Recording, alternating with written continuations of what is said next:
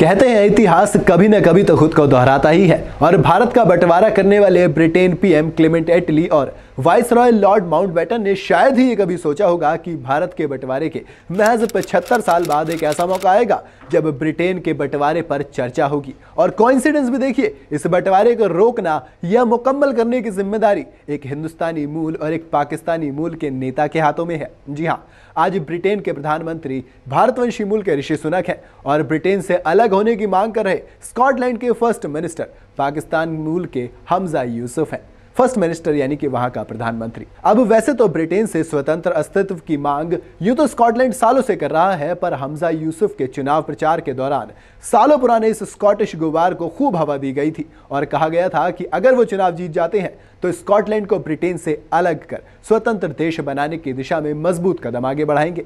हमजा यूसुफ के इस कॉल को लोगों का जोरदार समर्थन मिला और वो चुनाव जीत भी गए। लेकिन जब उन्होंने स्कॉटलैंड को ब्रिटेन से अलग करने के अपने एजेंडे के बारे में ब्रिटिश पीएम से बात की तो ऋषि सुनक ने उन्हें टका सा जवाब दिया और ऐसी किसी भी कोशिश को सिरे से खारिज कर दिया। ब्रिटेन के मौजूदा हालात की भारत के बंटवारे वाले दौर के बराबर तो तुलना नहीं कर सकते, लेकिन हाँ, साल 2023 का ये ब्रिटेन हिंदुस्तानियों को 1946-47 का वो दौर याद दिलाता है जब ब्रिटेन भारत को बांटने के लिए बैठा था। मुस्लिम लीग के नेता मोहम्मद अली जिन्ना और लियाकत अली खान भारत से पाकिस्तान को अलग करवाने के लिए अड़े थे, जबकि नेहरू, गांधी और पटेल ऐसे किसी भी प्रस्ताव के खिलाफ थे। आज ब्रिटेन में भी कुछ ताकतें अपने लिए अलग देश की मांग कर रही हैं। पाकिस्तानी मूल का एक स्कॉटिश स्कॉटलैंड को ब्रिटेन से अलग करना चाहता है, जबकि भारतीय मूल का एक ब्रिटिश पीएम इस देश को बंटने नहीं देने पर अड़ा है। अब स्कॉटलैंड ब्रिटेन से अलग क्यों होना चाहता है, ये समझने के लिए हमें ब्रिटेन की बनावट और बसावट को समझना पड़ेगा। आप ये देखिए, ब्रिटेन 4 प्रांतों से मिलकर बना एक देश है। ये देश है इंग्लैंड, वेल्स, नॉर्दर्न आयरलैंड और स्कॉटलैंड।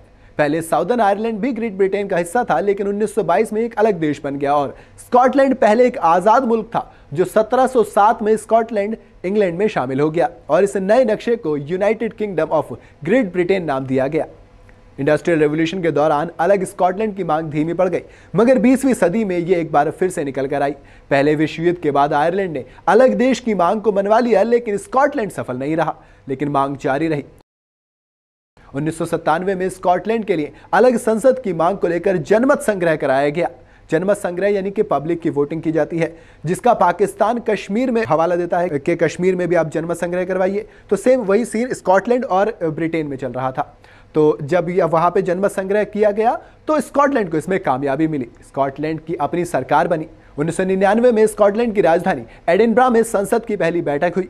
ग्रेट ब्रिटेन ने स्कॉटिश सांसदों को स्वास्थ्य, शिक्षा, कृषि जैसे विषयों पर कानून बनाने का अधिकार तो दिया, लेकिन वित्त, विदेश नीति, रक्षा जैसे अहम मुद्दे ब्रिटिश सांसद ने अपने पास ही रखे और इसी सांसद के फर्स्ट मिनिस्टर बने हैं हमजा यूसुफ। तो कहा जा सकता है कि चूंकि स्कॉटलैंड की सरकार संप्रभु माने सोवरेन सरकार नहीं है, इसलिए यहाँ के चीफ एग्जीक्यूटिव को प्राइम मिनिस्टर ना कहकर फर्स्ट मिनिस्टर कहते हैं। 2011 में स्कॉटिश नेशनल पार्टी ने स्कॉटलैंड में बहुमत हासिल किया और स्वतंत्र स्कॉटलैंड की मांग को आगे बढ़ाया। 37 साल के हमजा यूसुफ इसी पार्टी के नेता हैं। 2014 में स्कॉटलैंड को ब्रिटेन से अलग कराने की मांग पर स्कॉटलैंड में एक और जनमत संग्रह हुआ। इस जनमत संग्रह में 45% जनता ने अलग देश का समर्थन किया, जबकि 55% लोग विरोध में रहे। इसके बाद मन महसूस कर स्कॉटलैंड को ब्रिटेन में ही रहना पड़ा, लेकिन वहां की राजनीति पार्टियां इस आंदोलन को खाद पानी देती रहीं। इस बार स्कॉटिश नेशनल पार्टी के नेता हमजा यूसुफ ने इस मुद्दे को बढ़ चढ़कर उठाया है। अब बात करते हैं कि आखिर स्कॉटलैंड ऐसा क्यों चाहता है। 55 लाख की आबादी वाला स्कॉटलैंड ब्रिटेन की जनसंख्या का महज 8% हिस्सा है। स्कॉटलैंड को लगता है कि लंदन में बैठकर लिए जा रहे फैसले स्कॉटलैंड के हित में नहीं है। 2020 की द इकोनॉमिक टाइम्स की रिपोर्ट के मुताबिक इंग्लैंड स्कॉटलैंड का सबसे बड़ा ट्रेडिंग पार्टनर है। स्कॉटलैंड में बनने वाला 60% सामान इंग्लैंड में बिकता है, लेकिन स्कॉटलैंड को लगता है कि इसका पूरा फायदा उसे नहीं मिलता है। स्कॉटलैंड के फर्स्ट मिनिस्टर बनते ही हमजा यूसुफ ने अपनी पार्टी के एजेंडे के मुताबिक स्कॉटलैंड को अलग देश बनाने के लिए जनमत संग्रह की प्रक्रिया शुरू करनी चाहिए। इसके लिए उन्होंने ब्रिटेन के प्रधानमंत्री ऋषि सुनक से बात की। स्कॉटलैंड के फर्स्ट मिनिस्टर की मांग पर ऋषि सुनक ने 8 शब्दों का जवाब देते हुए कहा, I think you know a well established position, यानी कि आप इस मुद्दे पर हमारे स्टैंड को अच्छी तरह से जानते हैं।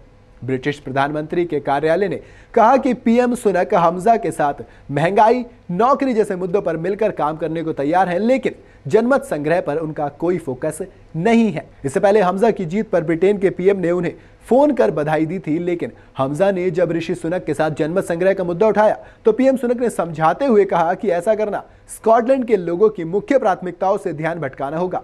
गुलामी के दौर में जब भारत की आजादी की चर्चा ब्रिटेन के तत्कालीन पीएम विंस्टन चर्चिल के पास पहुंची थी, तब उन्होंने कहा था कि मैं ब्रिटेन का प्रधानमंत्री इसलिए नहीं बना हूं कि भारत की स्वाधीनता देकर ब्रिटिश साम्राज्य का दिवाला निकाल दूं। इतिहास के इसी मोड़ पर आज ऋषि सुनक भी खड़े हैं। यही वजह है कि ब्रिटिश ताकत और प्रभुता में कटौती से जुड़ा कोई भी फैसला वो लेने से सोच भी नहीं सकते।